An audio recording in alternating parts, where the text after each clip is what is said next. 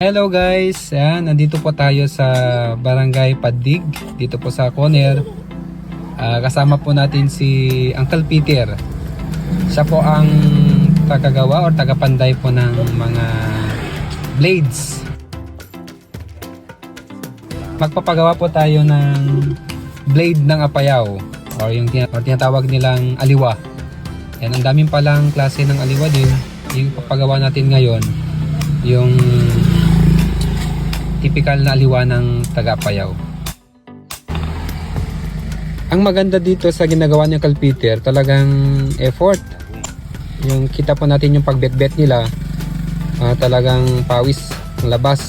Kaya ang labas nito maganda din yung talim ng itak. Hindi siya mabilis mapurol. Yan, si Uncle Peter ay